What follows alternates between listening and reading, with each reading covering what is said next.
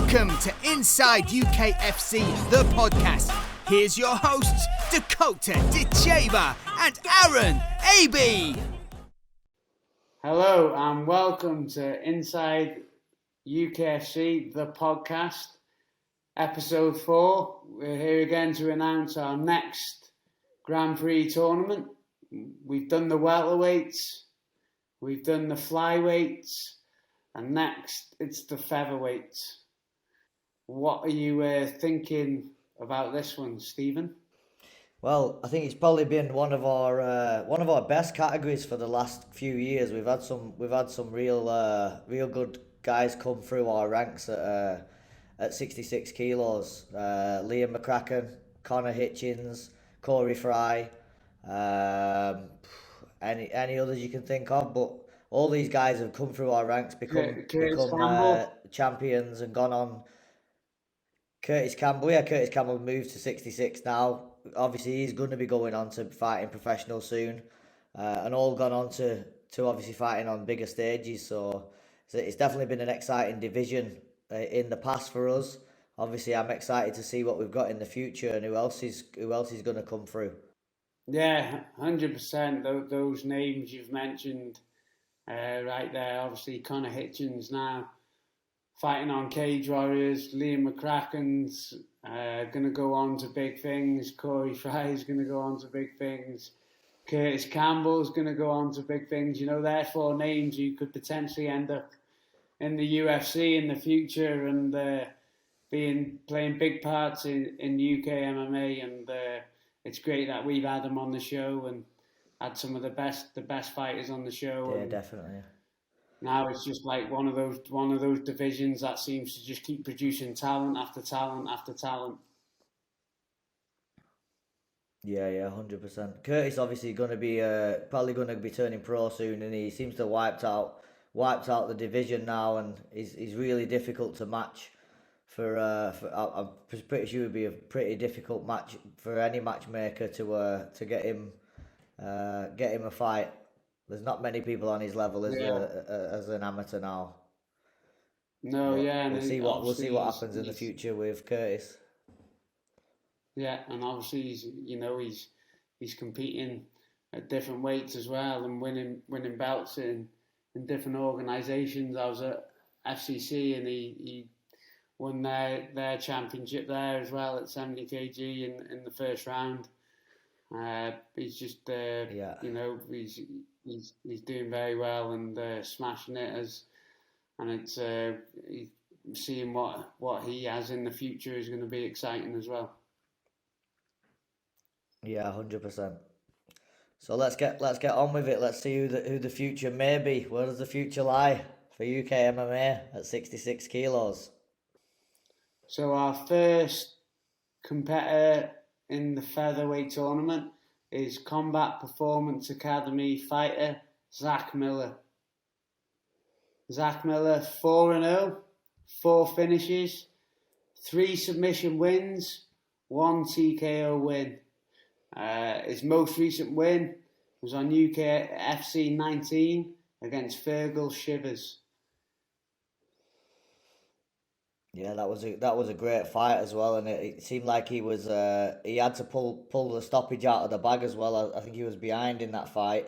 Certainly looked like a tough one, but again, like we said on the last podcast about a few of the lads that had had to come from behind, definitely championship qualities when somebody's in a tough fight and feeling like they have to get that finish. I don't know if his corner had sent him out in that third round saying you're going to have to get a finish here. And he went out and did so. So yeah, he's a great addition to the tournament for sure, especially being undefeated as well. Yeah, 100%. And am I right in saying he comes from a boxing background? Potentially, yeah. I don't know a great deal about his background, Zach Miller, but he could well be from a striking background. I think you might be right. Yeah, which impressed me obviously with his 3 submission wins coming from a boxing background, which shows he's well rounded and he's took to the grappling very well. Yeah. Maybe it's sneaky. Is his sneaky trick telling everybody he's coming from a boxing background and then jumping on the necks? Yeah, it wouldn't surprise me. Rob Freeman's his coach, so he might be giving him the sneaky tricks. Maybe. So, So go on then. Fire us yeah, number two. obviously, Who's number two? great to have him. So obviously, Zach Miller's young, and we've got another young competitor that I'm going to announce at number two is Kieran Roach from Titanium Mma. So I think it's the first Titanium MMA guy we've had on the show. Am I right?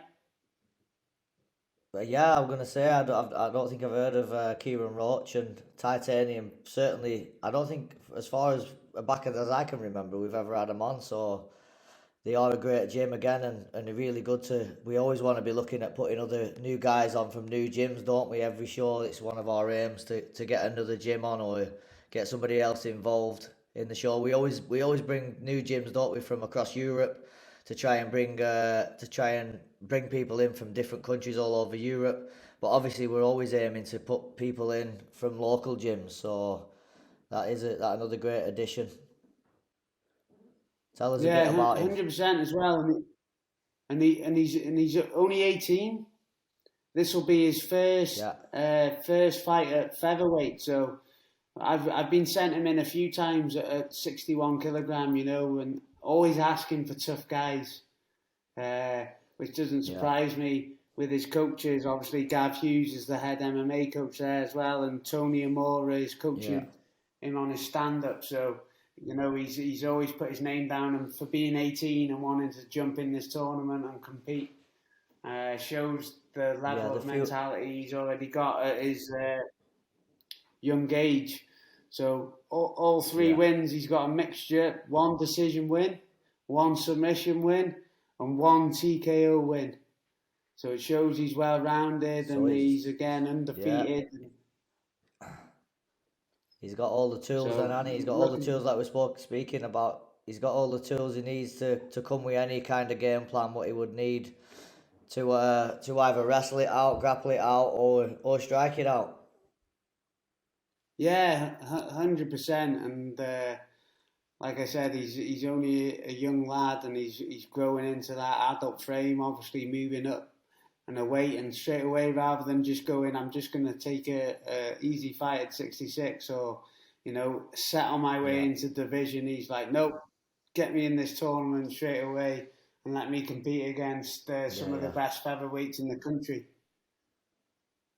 Yeah. Let's just touch on this a minute as well. Being at a young age, we really struggle in UK MMA. I feel that with people wanting to have anything less than anything more than a 50-50 fight. Even struggling sometimes with a lot of people nowadays with having 50-50 fights. So for his coaches and him himself to want to have tough fights, even they might look at him moving up a weight category that is the underdog, but coming in there confident and wanting to be chucked in the deep end straight away.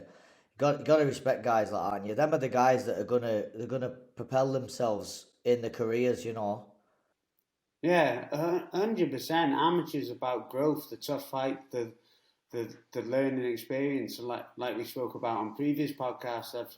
I've said, we've had people entered in the tournament who are undefeated, but we've also had people in the tournament who have had losses, and we've just seen improvements coming from their losses. Like I spoke about Jimmy Sadiq, who had 2 losses, and since he's had them losses, he's just seemed to become a completely different athlete and making big improvements and learning and developing from there. So, these guys who are looking for those experiences and learning and developing and taking 50-50 fights, they're only going to feel the benefits later on in their career from it. The young ages, getting that growth, going to be in good positions, bad positions.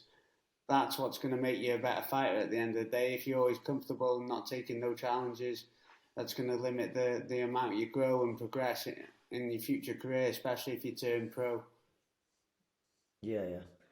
Got to be great for the mental side of it, and it being able to chuck yourself in at the deep end and just turn up and fight, and potentially could be fighting 3 different people or 3 different people going into the tournament, 2 different people on the night.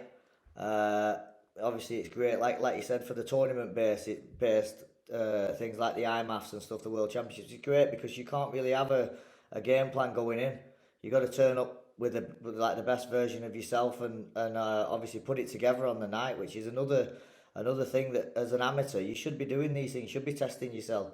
You should be doing it so that you're not just having a strict training camp just for one guy. You know what I mean? You've got to be trying to be good everywhere nowadays, haven't you? So you're not just like trying to perfect your striking because you think one guy I can beat this guy on the feet. So you can't really come into the tournaments like that, can you? Because anything could be thrown at you on the night. No, yeah, 100%, and that's what I mean. And also, these guys are hopefully going to get, if they go into the final, they get experience of fighting two different opponents who are, very good featherweights, whoever they end up fighting on one night, rather than waiting 3 months to the next show until they're ready or whatever. They get to have that experience of two different guys, two different styles if they make it to the final on one night.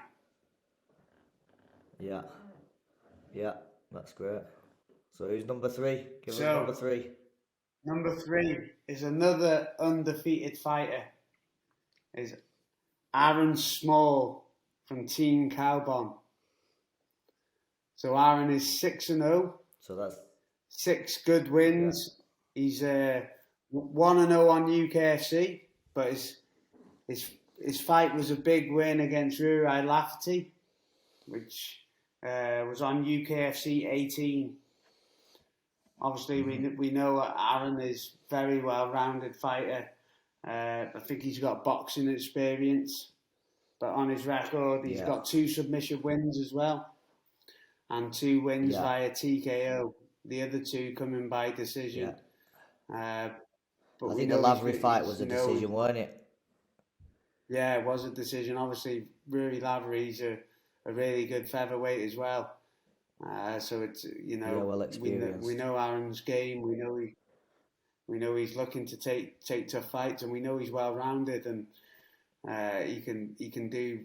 He can take part on the feet with anyone, and also go to the ground with anyone. So he's a great addition to the featherweight tournament, and also an undefeated fighter. Yeah, he's gonna not just come with boxing if he's coming from Team Cowbon and he's training under Mike Gundy. With that class of wrestling, he's not just gonna have turn up with a set of boxing skills, is he? Yeah, no, 100%. Again, that's why one of the reasons the tournament makes me excited, because I don't know what style anyone's going to bring. Are they going to mix it up? What they're going to do in each fight? Are they going to approach 2 different fights completely different depending on who they're competing against, who they get in the first round, or who they get in the second round? And I think the thing is, with all the tournaments we got, that all the fighters are well rounded as well. So it's going to be exciting for a fan to watch what they bring, but also as like a coach and a fight analysis and someone who loves MMA, like for me, watching from the side, seeing like what style they're going to bring on fight night. Are they going to surprise us and mix it up? Are they going to go with their A game? Are they going to be completely different in the final to they were in the first round? I think that's good from a point of view coming from on the outside as well. Yeah. We'll be the most excited fans on the night, won't we? Yeah, I think so, mate. We sit down and be fans, aren't we? Yeah, but get the stressful jobs out of the way, and then hopefully be able to enjoy the fights and watch from the side. I think one of my favourite shows was when I got to commentate, because I had like a front seat view of the fights on the night. Obviously, I got to sit next to Brian Lacey as well, which was good. But what a seat! What a seat! That's got to be the best seat in the house. It's a hot seat, isn't it? 100%.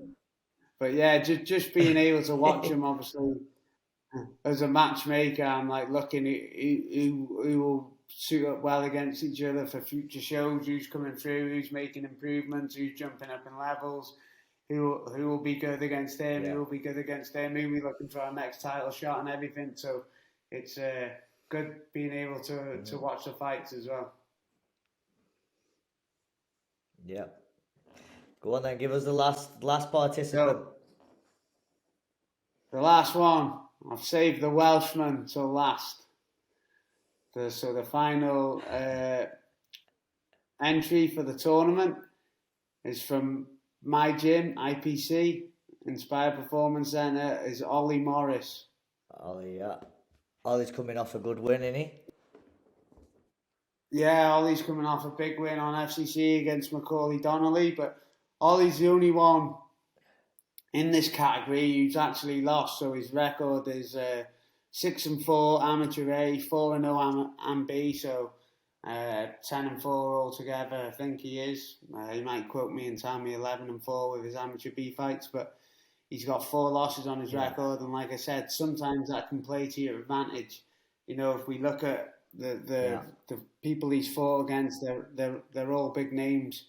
He's 2-2 on UKFC. He's an ex-FCC champ at 70 kilogram, so now he's making the step down to 66. His last fight on FCC was at 66, and that's what I feel was the adjustment he needed to make with his career, was to move down a weight, because he was a small 70 kilogram fighter. His losses, again, which I spoke about, I think is a benefit of amateur career, taking tough losses, all against good names. So Luke Westwood, Steve Hooper, Deck Dean, and Aaron Pierre. Yeah. So if you know, having those 4 fighters, 3 of them have gone on to be professionals now, haven't they? Yeah. So if you look at them and have those names on your recipe, you're only going to develop and grow and learn from having those names on your resume, not recipe. I'm thinking of food. I'm hungry. Which is good, but like also he's got some big wins. Macaulay Donnelly in his last fight, the famous win over Chris Price, who again is now a well experienced. That was on UKFC, weren't it?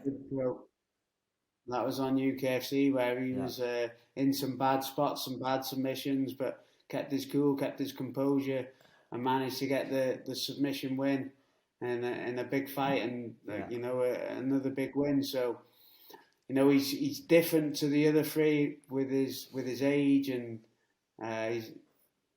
his experience of having like a positive record, but with a few losses on there. But like his resume speaks for itself for the guys he's fought against, and I feel like he's coming into the prime and the peak of his career now. Made some big developments, moving down in weight, and again well-rounded. So all these guys can beat each other on any given day. Yeah. So we need to we obviously need to let these guys know. Obviously these will be coming on the show, won't they? We'll be getting these on 1 week, in a couple of weeks maybe, getting them all on together, do the draw live, so that they'll find out live who they're going to be matched up against in the first semi-final. And obviously we'll give them a bit of time to talk to each other if they want, and obviously drum up a bit of excitement for the show. Yeah, 100%, and it's also a good thing for them to do to build on their careers. And I've spoke about this before, saying like part of fighting, is being able to do interviews, stuff with the media, promote the fights. You don't always have to trash talk. Look at me, I don't trash talk, but I do the media stuff and look to speak. So it's also giving the guys a platform to get comfortable with doing these types of things and progressing there, but also like getting their names out there, getting views, using it to create sponsorships for themselves as well, so they can get a contribution towards their career. And these guys are amateur fighters, but in the gym full time, looking to train, looking to develop, looking to make a life from mixed martial arts. So it'd be good to get them all on. They can all speak about the fights, say how their training's been going, what they're doing, if they need any sponsors, if they're looking for help in something, if they want to trash talk, they can trash talk. But it's a good opportunity for them as well, and us, and it's great for us to be able to give the guys these platforms on and be part of something special. UKFC 20 is a big show. Yeah. for us as a company and for you since you started, but to be part of a 4-man tournament is a special occurrence for them to compete in. And you know, one thing that when you look back on your fighting career, you'll be able to say, wow, I did a 4-man tournament, 2 fights on one night against 4 of the best featherweights in the UK at the time. You know, it's a good experience. And one, you know, I'll probably maybe never get to compete in a tournament now. And I wish I would have been able to. Yeah, I was actually matched in a 4-man tournament many moons ago. There was probably only 2 shows or 3 shows in the whole of the UK at the time. These lads now coming up don't realise how lucky they are to have all the shows and have all the platforms they have at their disposal. I was in a 4-man tournament and it got to the day of the weigh-ins, which was the day before the show, and 2 guys pulled out. So there ended up being 2 of us in a 4-man tournament. Well, it weren't a 4-man tournament, were it? So, and there was no replacements then. There weren't that many people about that was fighting, never mind willing to step into a fight on 24 hours notice, you know. So these guys are lucky to have the platforms that they have at the disposal, aren't they? So 100%. We're glad we can be one of them as well. Who did you end up competing against? I can't even remember what his name is.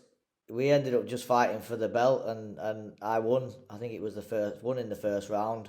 It was a guy from I think from Deck Williams' gym as an amateur, and then I went on to fight Deck Williams later in my career as well. I was only an amateur then. I think I was on my 3rd amateur fight or something like that, and I was struggling to get fights, so I thought 4-man tournament, perfect. I keep turning up to fights and people aren't turning up, so why not have 2 in one night, get 2 birds with 1 stone. Only ended up having 1 fight after all, but this guy turned up, you know, every credit to him. The other two never, so. What show was it on? I want to say Cage Conflict. I think it was Cage Conflict. So, 66 kilo tournament it was. 66 kilo. Bear Cup. 66 tournament in Bear Cup. Lovely place. I obviously remember your fight with Deck Williams, because we weren't training together at the time, but I remember watching because I was like I was walking around at like 61 kilogram at the time. I was fighting in flyweight, and I was like thinking about I'm only young, I'm growing up, and we're gonna eventually have to move to bantamweight. And I remember watching your fight with Deck Williams and thinking, "Fuck me, them guys are massive. I'm not going up to that weight."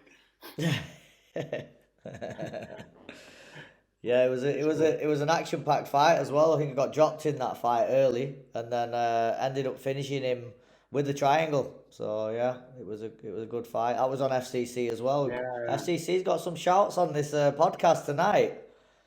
I want to be getting sponsored by Adam Tay here. We'll have to we'll tag him and see if he can give us a sponsor after the mentions he's getting. But I remember watching that fight from the balcony, and I don't think you've been in a fight where you haven't been punched to wake up at the start. I always get dropped. I think I put that down to partly being a coach, and you're always trying to help people in sparring and help people in training all the time. And I felt like I just had to get cracked sometimes to wake up to realise I'm in a fight. You're not in gym anymore teaching people. You're in a fight. Yeah. So, yeah. Sounds about right, mate. Sounds about right. I think that's why I let you punch me sometimes, just to help you out in sparring. So, can we talk about what you've got next, Abes? Yeah, or not? Have we got any news on what Aaron Aby's doing next? I'm hoping we'll know soon, aren't we? Obviously, we're still waiting for confirmation on a few things. We have had some potential good talks. Obviously, Cage Warriors have announced a show in Wales, August, so it would make sense that I'll be on that. But just waiting for something to come through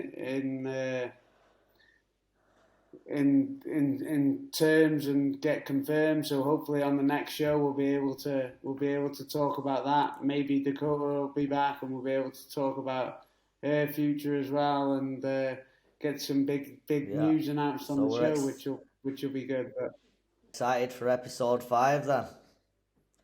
Yeah, episode 5. We'll be looking to get that out next week. Hopefully, have another tournament announced. But if we don't, are we gonna start announcing like all the fights on air? We're gonna put some out on social media. Obviously, we've got some big pro title fights.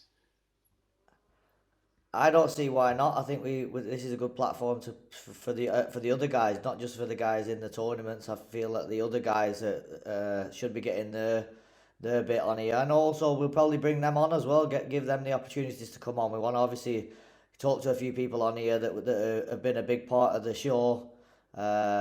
People like Brian. I've spoke about bringing Jake Cross on. There's all sorts of people that have played big roles in this show. Even that some of them aren't with us anymore and they've moved on to work on their own stuff, but doesn't mean they don't mean stuff to us, and we appreciate what they've done for us. So we're going to pull a few people in, but obviously we can start releasing some fights. But we've got, what are we up to now? We've got 9 fights on top of the tournament fights. Yeah, more than that, mate. I've done another 3 today that I haven't told you about yet, but all right, yeah.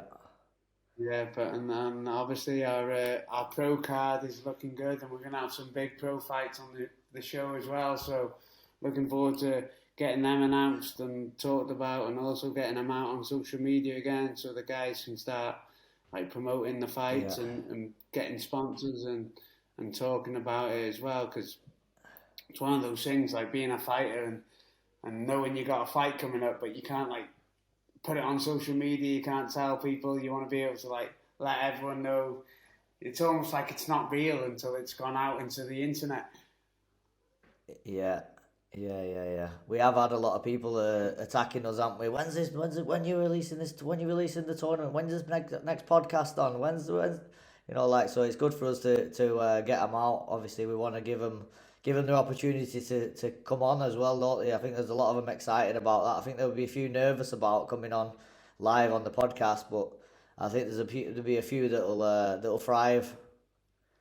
Yeah, 100%. And like I said, like I've learned through experience, the more of these you do, the better you get at them. So it's good practice as well for some of the guys who fight on our show. Like Mohammed Mokaef, they've gone on to big things, Carolina, and this is part of being a fighter now. You've got to be able to do media interviews, you've got to be able to promote fights, you've got to be able to speak well. So I have no doubt that some of the fighters who are fighting on our show now are going to eventually end up in the UFC or the big shows like PFL, everything. Cage Warriors going through that, and giving them the experience to come on this is one of the reasons we started the podcast. And also show them who Aaron Aby is there. Hopefully, show them who Aaron Aby, the matchmaker, is. Yeah, the matchmaker, not podcast host, but that's what I've become just for a few weeks. Plenty of skills there. You don't even know what you could probably do anything you want to put your hand to. Certainly becoming one of the best, if not the best matchmaker in the UK, huh? Well, that's obviously always been the aim. I was speaking to a coach the other night, and I was almost saying like I see it as like almost Football Manager, like I used to play as a kid, where all the fighters on the show are my fighters, and I'm trying to create the best team. And like that's what I say. Yeah. I've said to you before. Eventually, we want to like bring fighters over from other countries and do champs v champs and everything, and progress the show that way. And our fighters be able to go over there as well. So these are all things we're looking forward to doing in the future. Yeah, well, you're doing a great job up to now, because like the last 3-4 shows we've had so many evenly matched fights that we've nearly had to camp out in the venue and stay overnight so we can get them all done. But you're doing a great job, Aaron. That's for sure. Yeah, that one show was crazy. I think like 19 went to decision or something. Thanks for listening, guys. We'll see you soon. and we'll get another tournament announced on the next show.